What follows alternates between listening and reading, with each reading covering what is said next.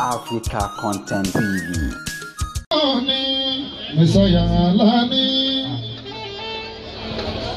Alọ́lọ́hun náà ni Ọlọ́run ló dági ló tún dá wa ẹ̀dá. Adélé ayé làwọn fìdí dára lọ. Àfìdí kọ́lé wọ́n fìdí ṣe mọ́tòrì. Àwọn òyìnbó tún fìdí ṣe wèrè. Yorùbá sì kìkì láfẹ́ máa pè lágbo. Mo kọrin igi sọ́la fi ṣàgbo. Ẹ̀yọ́ ní pákó. Mo ní igi sọ́la fi ṣàgbo. Ẹ wò lára igi látúnyọ̀ àgúnmu. Àìmọye nǹkan tó ti fi igi gé ṣe o. Nílẹ̀ adúláwọ̀ tó fi wọ́ òkè òkun. Mo ní igi sọ́la fi ṣàgbo. Ṣẹ̀rífù Àlàní.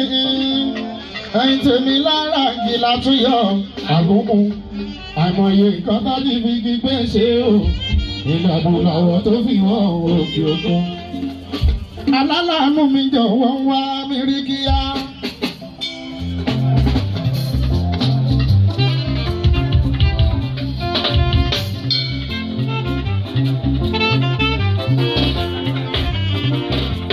Aláàánú mi jọ̀wọ́ wá mi rí kíá o.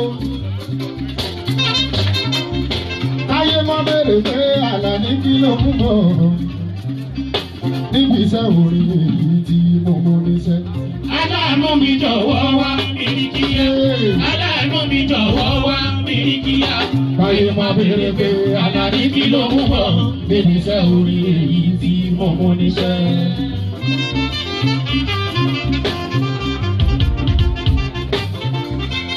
Aláàánú mi jọ̀wọ́ wá mi rí pamọ́. Aláàánú mi jọ̀wọ́ wá mi rí kíá o.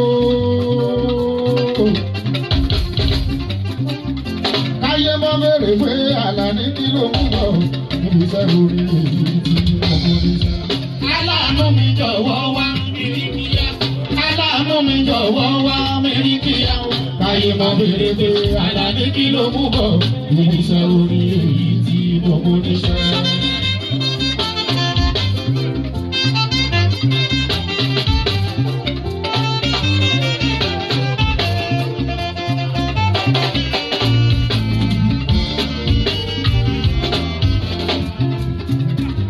Àlàní bẹ́ẹ̀ sáyà táyé wí o. Bébí mi Àlàní bẹ́ẹ̀ sáyà tọ́lọ́lá ń wá tọ́lọ́wọ́ ń bá. Àjìní wà ní òkú kalẹ̀. Òkú darí òkú kalẹ̀ ọ̀rọ̀ mi. Mo bá bí dáná wọ̀ wọ́n ló wà. Ọlá ìtara wo kékeré wúyẹ̀. Ìkàrà òun èdè oúnjẹ, gbogbo ìbárọ̀ ló máa jẹ́ òru. Òṣùpá ọ̀la rẹ̀ lè dé oúnjẹ. Ọlá ìkàrà òun èdè oúnjẹ. Ọlá ìkàrà òun èdè oúnjẹ. Gbogbo ìbárọ̀ ló máa jẹ́ òru. Ọ̀bọ̀ orí ọlá rẹ̀ lè dé oúnjẹ.